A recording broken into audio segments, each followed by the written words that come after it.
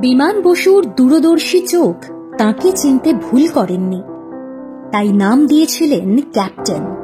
যত দিন যাচ্ছে সেই প্রতিদিনই নিজেকে নেতৃত্বের এক অন্য উচ্চতায় নিয়ে যাচ্ছেন ক্যাপ্টেন মীনাক্ষী মুখোপাধ্যায়। সম্প্রতি মৌলালির যুব কেন্দ্রে প্রয়াত মুখ্যমন্ত্রী বুদ্ধদেব ভট্টাচার্যের স্মরণ সভা আয়োজন করেছিল ডিওয়াইএফআই। বামফ্রন্টের এই যুব সংগঠনের সম্পাদকের নাম মীনাক্ষী। স্বাভাবিকভাবেই তার দায়িত্ব অনেক বেশি। স্মরণ সভার অনুষ্ঠানে সঞ্চালিকার ভূমিকায় দেখা গেল মীনাক্ষীকে। তবে শুধু সঞ্চালিকাই নন, দেখে মনে হবে মীনাক্ষী যেন এই মুহূর্তে বঙ্গ বামফ্রন্টের ঘুরে দাঁড়ানোর অন্যতম প্রধান চালিকা শক্তি। সেদিনে অনুষ্ঠানে ছিলেন বামফ্রন্টের অনেক প্রবীণ মুখ। হাজির ছিলেন বুদ্ধদেবের স্ত্রী মীরা ভট্টাচার্য, ছিলেন মোহাম্মদ সেলিম, হান্নান মোল্লা থেকে অনেক নেতা। তরুণ নেতা কলতান শুভজ্যোতিদের ব্যস্ততার অন্ত নেই। সবের মধ্যে বাড়ির কোনো অনুষ্ঠান হলে একজন আদর্শ গৃহকর্ত্রীর যেমন ভূমিকা থাকে, ঠিক তেমন ভাবেই পাওয়া গেল মীনাক্ষীকে। মঞ্চে সঞ্চালনা করছেন মীনাক্ষী। পরক্ষণেই তাকে দেখা গেল দর্শক আসনে। উঠে চলে গেলেন মীরা ভট্টাচার্যের কাছে। সন্তানের মতো শ্রদ্ধায় কথা বললেন। সেখান থেকে বিরাম নেই। জনে জনে প্রবীণ নেতাদের সঙ্গে একে একে কথাও বলছিলেন। এর মাঝে সতীর্থদের টুকটাক নির্দেশ। তবে মীনাক্ষী সঞ্চালনা করছেন। নিজের মতো খানিকটা নীরবেই দর্শক আসনে এসে বসলেন সিপিআইএম এর তরুণ নেতা প্রতীকুর রহমান।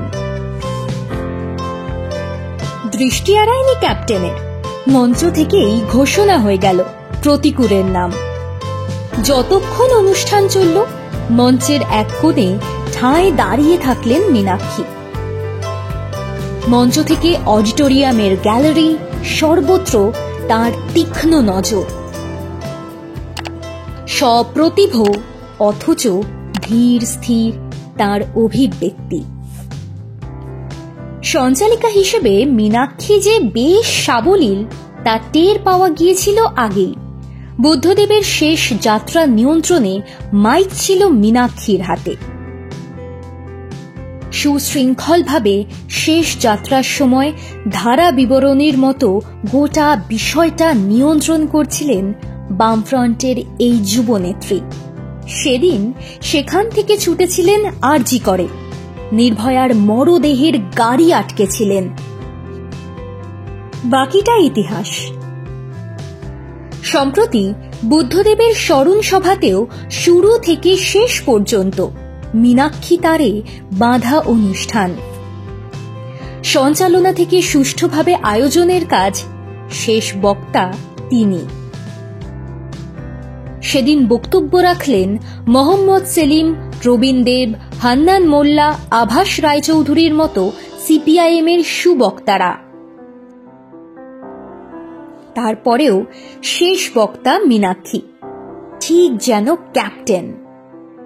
মীনাক্ষীর বক্তব্যে অদ্ভুত একটা বৈপরীত্য আছে।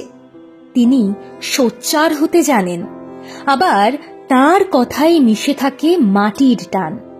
তিনি তুলে ধরেন তত্ত্ব, একইভাবে উঠে আসে বাস্তব জীবনের প্রতিচ্ছবি। সেদিনও তেমন বললেন। প্রয়োজনে লড়াইয়ের ময়দানে বাঁক ঘুরিয়ে লড়বেন,